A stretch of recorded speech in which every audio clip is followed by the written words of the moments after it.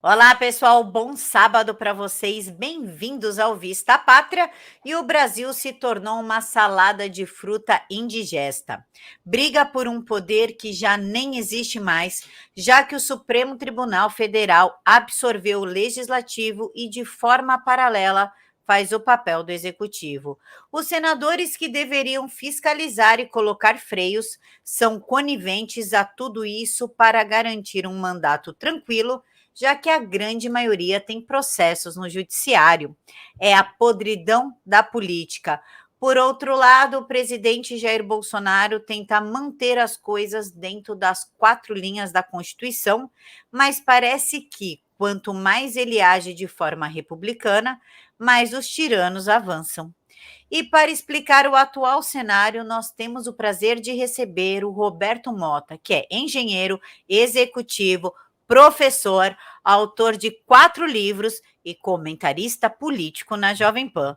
Muito obrigada por falar com a gente, Mota. Camila, é um prazer estar aqui conversando com você e para todo mundo que está assistindo, alô, não sei que horas vocês estão vendo isso, mas não acreditem no que a Camila falou. Eu não tenho a capacidade de explicar o que está acontecendo no Brasil hoje, hein? Acho que nem Einstein, se voltasse à Terra, conseguiria explicar. A gente pode conversar e comentar. Vamos lá. Mota, saiu acho que se não me engano, na Folha de São Paulo, estou tentando buscar aqui, já que é uma pergunta fora da pauta, na quinta-feira, que Lula tem 48% e Jair Bolsonaro 27%. Quem acredita numa pesquisa dessa? Como você analisa isso, já que Lula nem pode sair de casa, faz tudo virtual, agora ele tem até passeata virtual, enquanto o presidente não pode sair, porque vai todo mundo para cima dele pegar, tirar foto, e o outro é vaiado, xingado, o povo tem até medo de ser hostilizado. Como explica esses números? Camila, a primeira coisa que é importante que todo mundo saiba é que o Datafolha é um instituto de pesquisas que é parte do grupo Folha. E aí, o que acontece? A Folha encomenda uma pesquisa ao Datafolha, ou seja, está tudo ali em casa, né? Eu prefiro acreditar no Datapovo. Hoje a gente viu cenas do presidente chegando em Minas Gerais, se eu não me engano, e é aquele espetáculo de sempre, né? Uma multidão que a caravana do presidente teve que diminuir a velocidade, quase parando de tanta gente que tinha, muita gente filmando, uma grande quantidade de pessoas com a bandeira do Brasil, que coisa bonita, né? Agora, existe, Camila, um mundo, um universo paralelo. É um lugar bizarro. Nesse universo paralelo, o ex-presidiário está na frente das pesquisas. Nesse universo paralelo, ele vai ganhar. É um universo paralelo, Camila, onde opinião é crime. Nesse universo, uma pessoa é vítima de um suposto crime, ela também pode ser o juiz da própria causa. Esse universo paralelo, existe uma coisa chamada fake news. O que é fake news? É o que as autoridades decidirem que é fake news e acabou. Nesse universo paralelo, os cidadãos correm risco simplesmente por dar a sua opinião, simplesmente por dizer o que você pensa numa rede social, num grupo de WhatsApp. Você pode ser processado, pode ter as suas contas bloqueadas, pode até ser preso.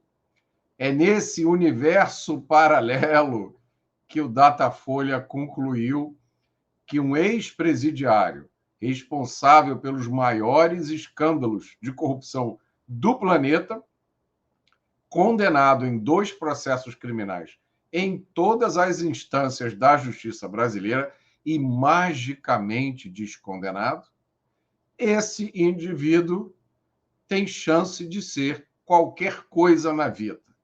Essa é a perspectiva do Datafolha. Felizmente, esse mundo fictício do Datafolha não tem nada a ver com a nossa realidade.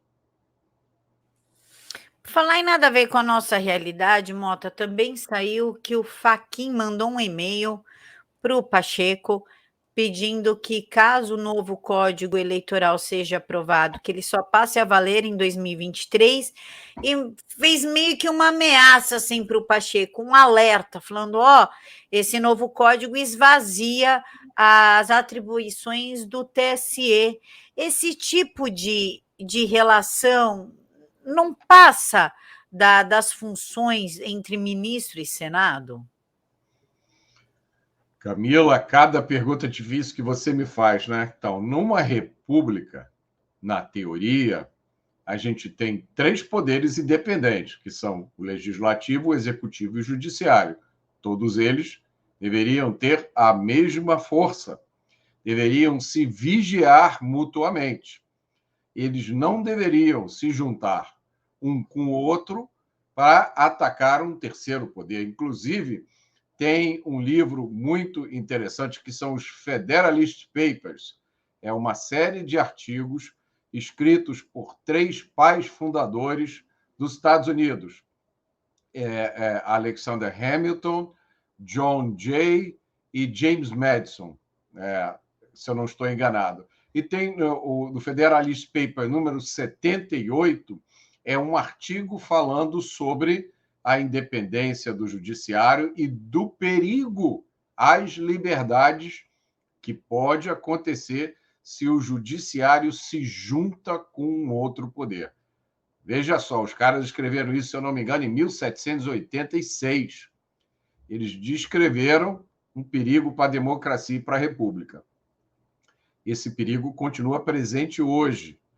O Senado tem, entre outras incumbências, a função de ser a última instância de revisão das ações do Supremo. Então, isso é uma situação que tem que ser observada com muito cuidado. A gente, aqui no Brasil, ainda tem uma outra situação peculiar, que é a existência de uma justiça eleitoral. Desculpe, é o Cocada que está aqui latindo. A existência de uma justiça eleitoral, que é um órgão que não existe em nenhum outro país, né? Não é bem uma justiça, né? É quase como se fosse um braço do executivo, porque eles operacionalizam, regulam, executam, fiscalizam e julgam o resultado das eleições. E o detalhe importante, que nem todo mundo sabe, é que o TSE, o Tribunal Superior Eleitoral, que é o órgão máximo da Justiça Eleitoral, ele é comandado por ministros do STF. Justamente o STF que está no meio dessa discussão política, né, quase de caráter eleitoral, o que gera, naturalmente, uma grande insegurança jurídica e gera estranheza, inclusive entre alguns dos maiores juristas do Brasil, que não conseguem entender muito bem como é que essas coisas acontecem, porque várias delas colidem com o que diz a Constituição. A respeito de segurança pública, Mota, e violência, você é especialista em segurança pública, inclusive já foi até secretário de Segurança Pública no Rio de Janeiro, e eu queria que você falasse um pouquinho a respeito das operações do Jacarezinho e da Vila Cruzeiro. Essas operações têm algumas similaridades e algumas diferenças, né? A operação do Jacarezinho foi uma operação realizada pela Polícia Civil para cumprir mandados judiciais. É muito importante que as pessoas entendam isso. A polícia foi lá por ordem da Justiça. E aí, o que aconteceu, Camila? Poucos dias antes, parece que o magistrado responsável levantou o sigilo daquele processo. Eram ordens de prisão para vários traficantes. Os advogados dos traficantes ficaram sabendo, avisaram a eles. Quando a polícia chegou no Jacarezinho para cumprir o mandato, o Jacarezinho, além de estar totalmente fortificado, com barricadas, casamatas, seteiras, né? Seteira é uma construção medieval, onde os traficantes constroem um obstáculo e abrem uma frestazinha, uma fenda, simplesmente para colocar o cano do fuzil e atirar na polícia, né? Então, quando a polícia chegou lá, O primeiro policial a sair do carro levou um tiro na cabeça e morreu na hora. E a polícia, que foi lá para cumprir mandados judiciais, acabou envolvida numa guerra. Aquilo ali não há outra palavra para descrever aquilo ali. Foi uma operação de guerra, onde a polícia teve sorte, parte devido ao treinamento que a polícia tem. Aquela operação foi conduzida pela CORE, uma das unidades de elite da Polícia do Rio de Janeiro. A CORE pertence à Polícia Civil, altamente treinada. Eu conheço alguns dos delegados da CORE, conheço o delegado responsável, são profissionais fantásticos, mas foram lá cumprir um mandado de prisão, foram lá por uma operação policial e enfrentaram a guerra. Foi isso que aconteceu no Jacarezinho. Previsivelmente, no dia seguinte, já se estava dizendo que foi uma chacina, que foi um massacre. É a mesma retórica dos defensores de bandidos, que são predominantemente, ou até por que não dizer totalmente, de esquerda, o mesmo ecossistema de ONGs, os mesmos slogans, as mesmas mentiras repetidas à exaustão pela mídia. No caso da Vila Cruzeiro, a inteligência da polícia tinha levantado informações que indicavam ali uma reunião de dirigentes, de chefes do Comando Vermelho. A polícia foi fazer uma operação, chegando lá, encontrou um bonde de traficantes. Dessa vez, a operação foi conduzida pelo BOPE, a outra unidade de elite da Polícia Carioca, o Batalhão de Operações Especiais da PM, que ficou famoso no filme Tropa de Elite. Enfim, o BOPE encontrou um bonde de traficantes fortemente armados, com fuzis, granadas, uniformes táticos, Camila, botas de campanha. Em qualquer democracia ocidental, isso seria considerado insurreição armada, guerrilha urbana. Esses criminosos teriam um tratamento mais duro que você pode imaginar. Aqui no Brasil, as pessoas fingem que não aconteceu nada demais. E aí, no dia seguinte, a mesma coisa da operação do Jacarezinho. Fala assim, chacina. Eu estava vendo as manchetes hoje, 26 pessoas mortas. Ora, é óbvio que eram pessoas, porque criminosos são pessoas também, né? Mas, pelo amor de Deus, eram 26 criminosos, né, que estavam envolvidos numa operação criminosa e que resolveram enfrentar a polícia. Os servidores públicos, e aí está incluído a polícia, têm presunção de veracidade. Então, se a polícia está dizendo que foram mortos num confronto com ela, como é que pode a mídia resolver unilateralmente? Como é que pode um repórter sentado no conforto da sua redação, nunca pegou uma arma, nunca subiu uma favela numa operação policial, nunca prendeu ninguém, esse repórter instantaneamente julga e condena a polícia, né? Então, chama de tragédia, de chacina, uma série de outras besteiras. Tanto a operação do Jacarezinho, Camila, quanto a operação da Vila Cruzeiro, essas provavelmente foram as duas operações com o maior número de mortos aqui no Rio de Janeiro. Isso tem uma razão. Essa razão foi apontada hoje pelo secretário de Polícia Militar aqui do Rio de Janeiro. A razão é a suspensão das operações policiais, que aconteceu em junho de 2020, por uma decisão do STF, motivada por uma ação que o Partido Socialista Brasileiro entrou no STF com o apoio, imagine você, da Defensoria Pública do Rio de Janeiro e mais um monte de ONGs. Pediram a suspensão das operações policiais por razões sanitárias. Tudo a ver uma coisa com a outra, né?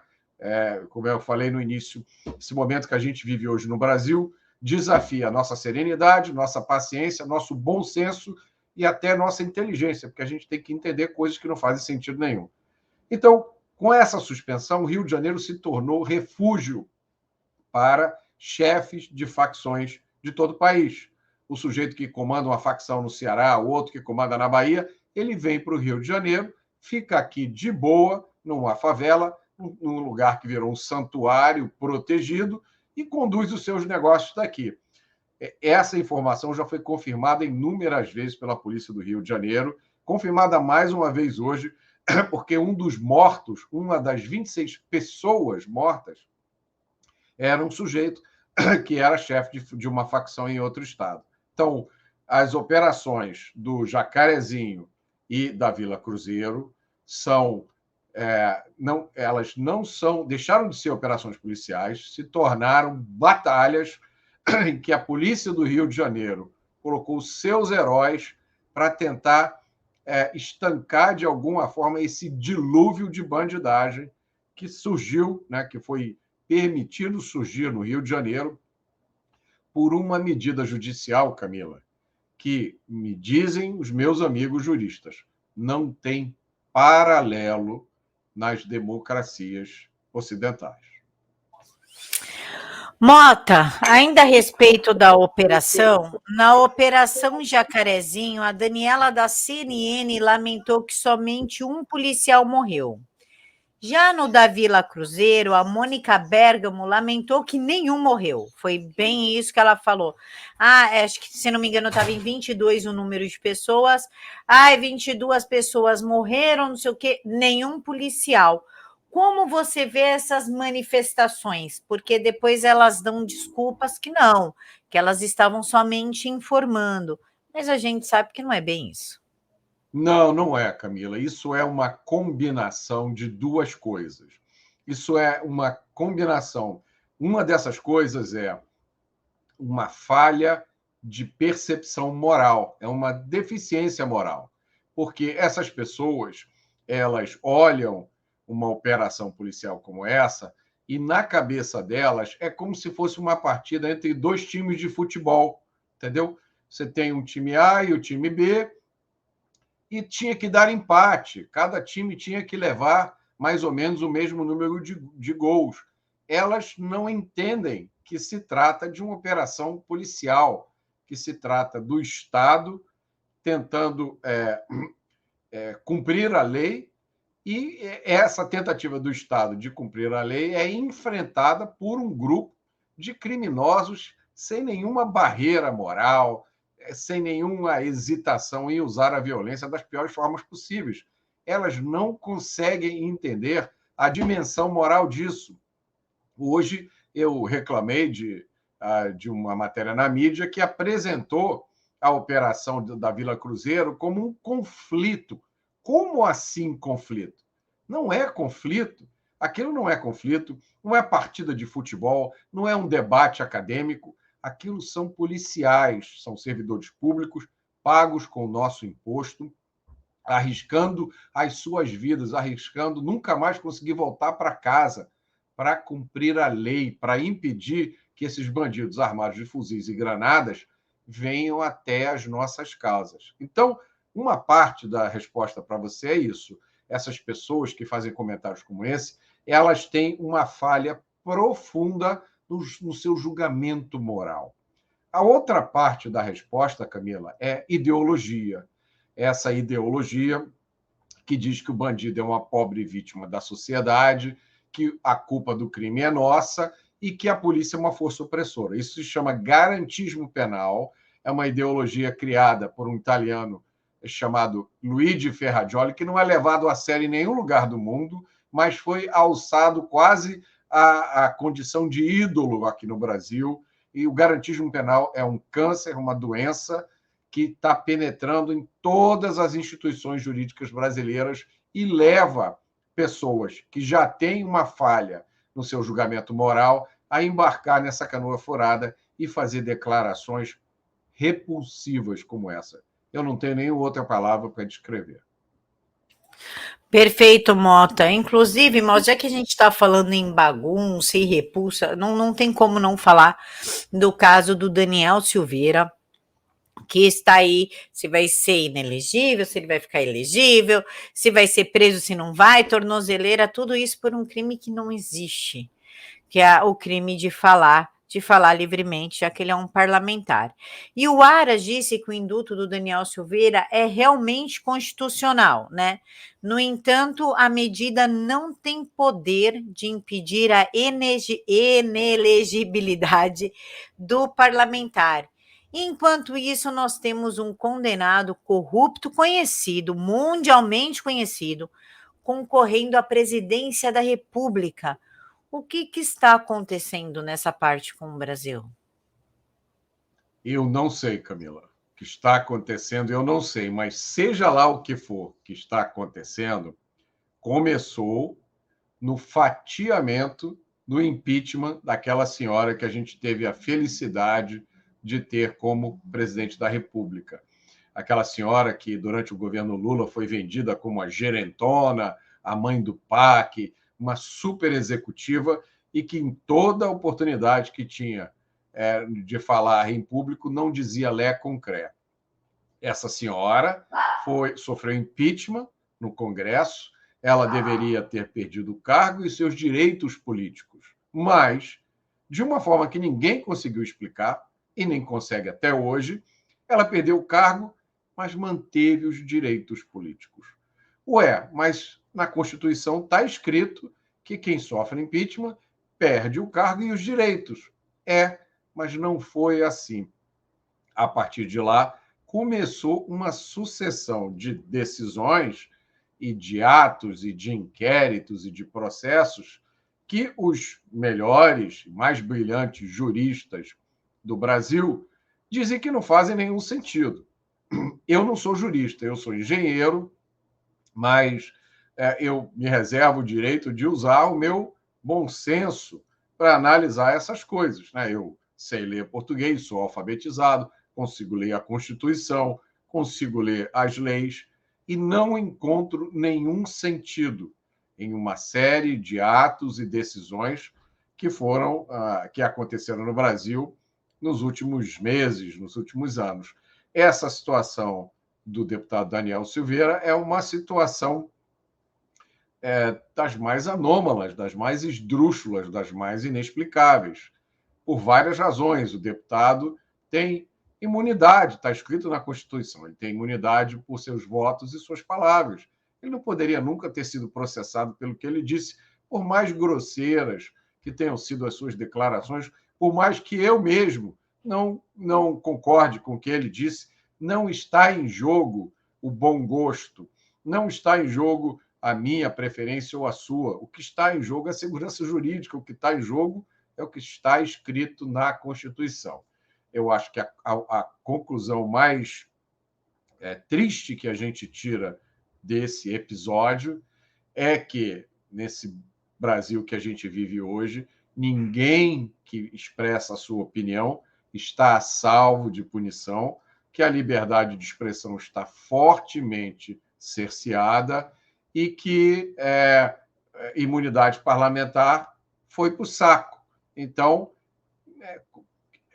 cabe a cada um imaginar como é que isso vai afetar a atuação do Congresso daqui por diante. Inclusive com a anuência do Congresso, né, Mota? Uma coisa que, sei lá, para mim é muito estranha. Parece que nós estamos vivendo dois poderes, né? O poder eleito, Jair Bolsonaro, e um poder paralelo que se formou ali entre a esquerda, com Randolfo Rodrigues, o pessoal da Câmara dos Deputados, e a coisa chegou num nível tão estranho, tão bizarro, que até o Fábio Faria foi chamado lá no Congresso para explicar a visita do Elon Musk, né, o bilionário. Bilionários não podem mais visitar o Brasil. O que incomodou essa visita do Elon para essas pessoas? Porque quando o Lula recebia ditadores e genocidas, inclusive entregava até o nosso dinheiro, refinarias para eles, tudo, não tinha problema nenhum. Mas tem um problema trazer um bilionário que quer investir no Brasil? Camila, essa missão do Fábio Faria é, ao mesmo tempo, muito fácil e impossível. Né? Ela é muito fácil porque o Elon Musk é um dos empreendedores mais inovadores, mais bem-sucedidos da história da humanidade. Ele criou primeiro o PayPal, que é um sistema de pagamento pela internet. Depois ele adquiriu o controle e se tornou CEO da Tesla, uma empresa de carros elétricos que está revolucionando esse meio de transporte.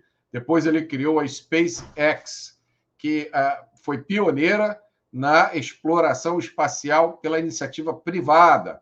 E agora como parte das operações da SpaceX, ele está finalizando o Starlink, que é um sistema, é um conjunto enorme de satélites, né, orbitando a Terra, que vai fornecer internet em qualquer lugar do planeta. Então, o Elon Musk é uma mistura de gênio com um magnata, né? É um cara que há pouco tempo fez uma oferta de compra para o Twitter, está em vias de comprar o Twitter, defendendo, levantando a bandeira da liberdade de expressão. Então, por esse lado, é muito fácil. Agora, Camila, é impossível você explicar qualquer dessas coisas para quem é socialista, comunista, progressista.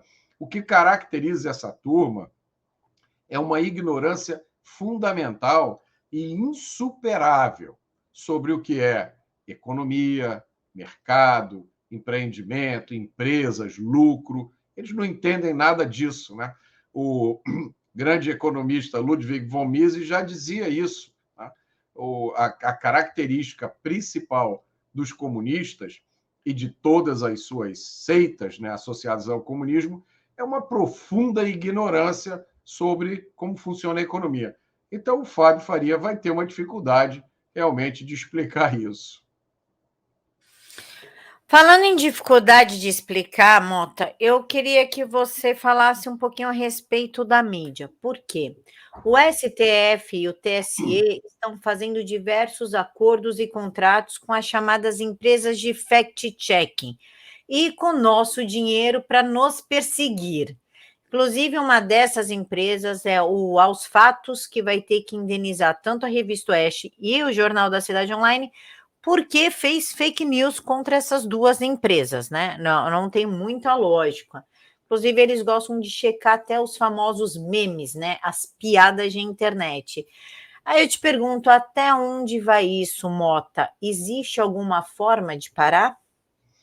Essa pergunta eu vou passar aqui para o Cocada, que ele vai responder, porque não existe fake news.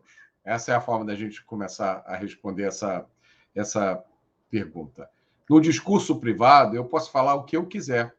Eu posso falar para você, Camila, que os marcianos agora estão aqui na Terra morando nas comunidades do Rio de Janeiro. O que é isso? É uma besteira, é uma asneira, é uma mentira. Eu tenho toda a liberdade de falar isso.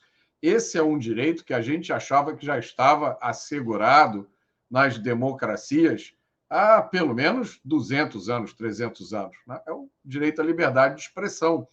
Ninguém tem o poder de policiar o meu discurso. Se eu falar alguma coisa que ofender você, que te prejudicar, né? Existem remédios jurídicos para isso. Você pode me processar, você pode exigir uma reparação.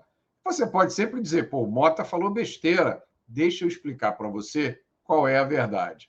Essa criação do conceito de fake news nada mais é do que uma reedição do que antigamente se chamava censura. Por que isso está acontecendo agora? É evidente, é óbvio, porque a combinação da internet com as redes sociais deu a mim, a você, a Dona Maria, que mora lá em Bom Jesus de Itabapuana, o poder de se comunicar com quem a gente quiser. Então, eu vou na minha rede social e falo alguma coisa e eu não tenho mais que usar os canais oficiais de comunicação.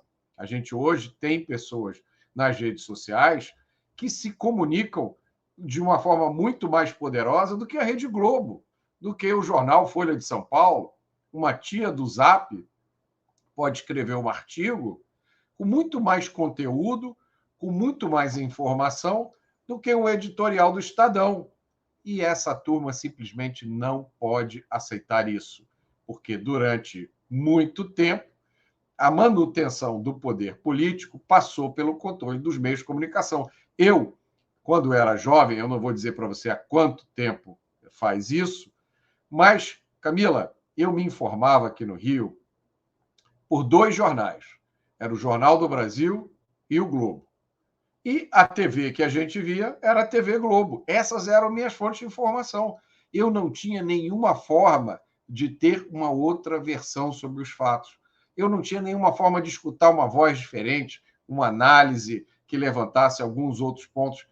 Hoje, essas vozes existem, elas podem ser ouvidas. Cada um de nós se transformou numa fonte de informação. Isso é inaceitável para essa turma que domina, né, os meios de comunicação. De novo, olha que coincidência, formada na sua totalidade por gente com viés de esquerda. Viés de esquerda, de extrema esquerda totalitário. Então, criaram essa história de fake news. E o aspecto mais ridículo dessa história, assim, é uma piada pronta. São as agências checadoras de fatos, que são garotos com 22, 23 anos, que nunca fizeram nada na vida, cuja leitura eu nem imagino qual deve ter sido, né? Que são doutrinados nesse besterol esquerdista, progressista, socialista, esses garotos sentados lá no escritório, né, de grandes multinacionais, agora receberam o poder de dizer que isso é verdadeiro, que aquilo ali é falso, e esse poder se transforma imediatamente em bloqueio de contas de redes sociais, no famoso shadow ban, né? E você não foi bloqueado, mas ninguém vê mais as suas postagens.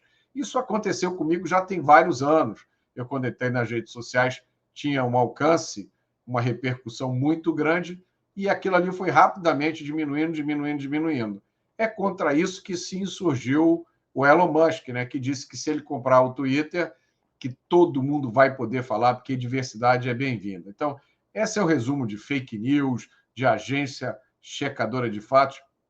Isso é um monte de bobagem que um dia vai ser não só jogado na lata de lixo da história, como também vai ser registrado, né, como uma tentativa, a tentativa mais ridícula, mais absurda de tirar a voz do cidadão comum. Em Shadowban, eu tô lá no Instagram, acho que vai fazer uns 4 meses já. Nunca mais saí. E por causa de uma piada. Eu não falei, eu fiz uma piada. Aí entrou como discurso de ódio. Fazer o quê? Mota, quem deveria estar fiscalizando tudo isso que o Supremo está fazendo, inclusive Barroso ligando para o Senado pedindo a CPI da pandemia, quem não sabe, a CPI da pandemia saiu da cabecinha do Barroso. Fachin mandando e-mail para Pacheco, essas coisas que o Moraes faz, quem deveria estar fiscalizando e cobrando é um cara chamado Rodrigo Pacheco. Mas ele tem lá os processos dele como advogado no Supremo, ele se tornou um cara meio conivente com a situação. Eu te pergunto, qual que é o papel do Pacheco, afinal? Ele é um justiceiro quando ele promete proteger e blindar o STF, ou ele é um senador? Camila, o Senado, mais precisamente a presidência do Senado, é a única instância revisora dos atos do STF. Então, é o Senado que tem esse poder que está concentrado nas mãos do presidente do Senado. O que a gente tem visto nas últimas semanas é uma série de declarações do senador Pacheco que ou são isentas ou dão a entender que ele concorda, que ele não tem nenhum problema com as medidas que o STF, com as medidas e as decisões que o STF tem tomado. Pelo que a gente observa na sociedade, essa atitude do Pacheco colide com o desejo da maioria das pessoas. E fica claro que o Senado, como um todo, está falhando na sua responsabilidade. Alguns senadores têm levantado as suas vozes, né? Tem o senador Lazier Martins, que propôs ao Pacheco que convidasse os ministros do STF para conversar com o Senado, para ajudar o Senado a entender o que está acontecendo. O Pacheco não levou adiante isso. O senador Heinz, do Rio Grande do Sul, entrou com pedido de impeachment contra o ministro Barroso, devido àquelas declarações que o ministro fez sobre as Forças Armadas. Esse pedido de impeachment também foi para a gaveta. enfim, tem alguns senadores se mexendo.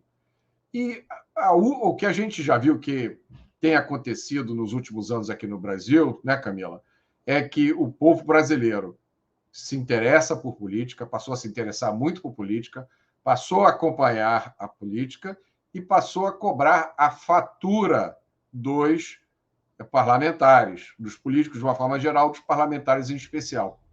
Então, qualquer parlamentar que não corresponda à expectativa dos eleitores que o colocaram lá, depois vai ter que responder por isso. E a resposta virá nas próximas eleições.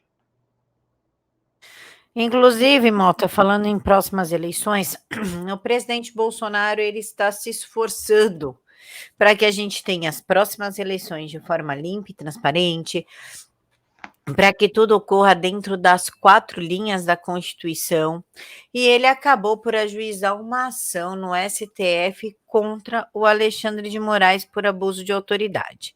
O ministro Dias Toffoli negou o prosseguimento, já que ele é o pai do inquérito das fake news. Muito pouco se fala disso, mas o responsável verdadeiro, o pai, o que fez, foi o Dias Toffoli com a história do amigo do meu pai lá da Cruzoé. E o presidente, ao ver que o seu pedido não ia ter prosseguimento pelas mãos do Toffoli, falou que vai levar o caso às cortes internacionais, inclusive deu entrada pela PGR. Qual a sua opinião sobre isso? Qual é a importância de levar para uma corte internacional? Isso é uma história importante, Camila, e meio confusa para as pessoas entenderem, né? Então, vamos tentar explicar aqui. O presidente entrou no STF com um processo, esse processo foi recusado pelo Dias Toffoli, pelo ministro Dias Toffoli. Aí o que o presidente fez? Ele entrou com um recurso no STF, para que o STF reveja a decisão do ministro Dias Toffoli, e, ao mesmo tempo, o presidente entrou com o mesmo processo na PGR. O Procurador-Geral da República já se pronunciou, acho que foi hoje que ele se pronunciou. Ele arquivou o processo do presidente, dizendo que estava fazendo aquilo para evitar duplicidade de processos. Assim, achei meio estranho, porque se o processo tinha sido rejeitado pelo STF, como haveria duplicidade? Mas, enfim, o procurador-geral arquivou o processo, então resta agora apenas no STF o pedido de revisão do presidente. É uma situação meio confusa.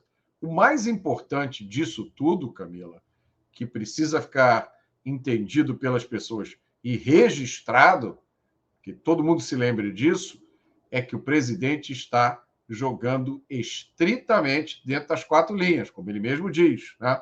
Ele está seguindo todos os caminhos que manda a Constituição. O presidente está jogando dentro das 4 linhas. Os outros jogadores desse jogo, aí cabe ao eleitor, cabe ao cidadão, e como eu falei hoje mais cedo, cabe à história decidir como é que eles estão jogando. Perfeito, Mota. Mota, a gente pode esperar mais ação ditatorial do inominável, né, do Voldemort, do Supremo Tribunal Federal? Pergunto porque ele vai ser presidente do Tribunal Superior Eleitoral e ele foi muito claro quando ele diz assim: nós vamos nós podemos não pegar todos, mas vamos pegar os principais. Querendo falar dos influencers, do pessoal do Twitter, pessoal do YouTube, enfim. A gente pode esperar uma escalonada da censura vinda desta pessoa, que a gente não pode citar o nome, o inominável? Hoje, no Brasil, existe um fenômeno político e eleitoral chamado Jair Bolsonaro. Jair Bolsonaro, que desde que começou na sua carreira política, professa os mesmos valores, né, dá as mesmas declarações, tem as mesmas posições políticas. Ele inovou, Camila, porque talvez seja a primeira vez no Brasil que a gente vê um político cumprindo o que ele prometeu na campanha. Tudo o que ele disse que ia fazer, ele está fazendo, e tudo o que ele está fazendo são coisas que ele disse que ia fazer. Essa característica de fenômeno político e eleitoral confere ao presidente Jair Bolsonaro uma representatividade que eu não me lembro de ter encontrado em nenhum outro presidente, desde que eu me entendo por gente. Nunca na minha vida, Camila, eu vi manifestações a favor de governo nenhum. Eu nunca vi isso. São manifestações a favor de um presidente que está em exercício, a favor da liberdade, a favor do Brasil. Eu acho que isso, Camila, é uma força irresistível e uma força suprema. Ninguém consegue vencer uma força dessa dimensão. Todo mundo que já foi a alguma manifestação entendeu isso. Eu vou a manifestações desde 2014. Comecei aí as manifestações na época do impeachment da ex-presidente Dilma. E eu nunca vi uma manifestação maior do que a que eu vi em 7 de setembro do ano passado. Para bom entendedor, meia palavra basta. Para bom entendedor, uma multidão daquela já diz tudo o que a gente precisa saber. Eu acho que esse recado não vai passar despercebido. Mota, você vai concorrer? Olha, talvez. Eu não me declarei ainda pré-candidato, mas eu estou filiado ao PL, que é o mesmo partido do presidente da República, e existe, sim, a possibilidade, talvez uma forte possibilidade, de eu ser candidato. A estadual ou federal? Ainda não está batendo o martelo, mas possivelmente estadual. Então, como pré-candidato a deputado estadual pelo Rio de Janeiro, que mensagem o senhor gostaria de deixar para os brasileiros? Não desistam, não se apavorem, não se acovardem. O Brasil tem hoje uma chance pela qual nós esperamos durante muito tempo. Não é só um presidente que representa as ideias, os valores da maioria dos brasileiros, mas uma equipe com uma qualidade, com um brilho como a gente há muito tempo não via. Hoje, o Paulo Guedes está em Davos, o clubinho dos garotos ricos da Europa, dando a real, explicando para eles o que é o Brasil, falando de um crescimento projetado de 2%, falando de medidas de liberalização da economia, redução de impostos, controle da inflação. A gente hoje está sob um governo no Brasil no qual não aconteceu nenhum escândalo de corrupção. Compare isso com a época do PT, que gerou os maiores escândalos de corrupção do planeta. Então, você que está em casa assistindo a gente, você que é trabalhador, que acorda todo dia cedo, que está em cima da sua mesa aí, eu sei, o boleto do colégio das crianças, o carnê do IPTU, que você está tendo dificuldade de dormir para saber como é que você vai pagar isso. Você que não tem garantia de emprego, né, que sai todo dia de casa para vender imóveis, ou para vender objetos, ou para trabalhar em um carro de aplicativo. Você que não sabe como é que você vai se aposentar, não é isso mesmo? Todo dia você vai dormir, bota a cabeça no travesseiro e pensa, meu Deus do céu, como é que eu vou fazer quando eu estiver velho? Então, é para você que vai essa mensagem. Nós, no Brasil, nunca tivemos uma chance tão boa de virar esse jogo, de transformar o Brasil realmente numa república, numa democracia, num país onde todos nós, cada um de nós, tenha a oportunidade de ganhar o seu sustento com o suor do seu rosto, sem ter que dar satisfação a ninguém, o mais importante, você tem que entregar quase a metade do que a gente ganha para sustentar um bando de políticos corruptos, vagabundos, que trabalham todo dia inventando coisas para tirar o nosso dinheiro e agora para cercear a nossa liberdade. Um tempo novo está começando. Tenha esperança. Não desista. Mota, seu Twitter, você coloca um monte de informações lá, todo dia você posta notícia e comenta, os seus horários na Jovem Pan, inclusive na quinta-feira você estava no Pingo nos Is, está no 3 em 1, questão de opinião, enfim, você participa de diversos quadros. Deixa pra gente, então, o seu Twitter, para o pessoal poder te acompanhar.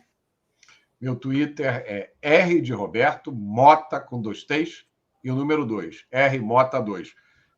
Eu também estou no Instagram, com Roberto Mota Oficial.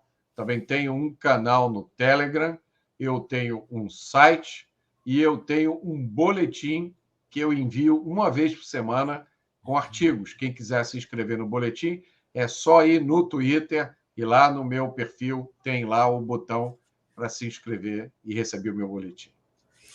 E claro que todas as redes do Mota estão aqui na caixa de informações. É só você clicar e seguir. Mota, meu amigo, muito obrigada pela sua disponibilidade. Eu que agradeço, querida, é um prazer estar aqui com você. E antes que eu esqueça, eu já ia esquecendo, daqui a mais ou menos 10 dias sai o meu 5º livro, chamado A Construção na Maldade. Fala sobre o que está acontecendo na segurança pública. Se você não entende por que a gente está vivendo essas vidas de medo, eu vou explicar para você numa linguagem que você vai entender. E também daqui a mais ou menos uns 20 dias vai sair um documentário da Brasil Paralelo chamado Entre Lobos, no qual eu tive uma participação. Também vai contar a verdadeira história da segurança pública brasileira. Eu espero vocês lá assistindo.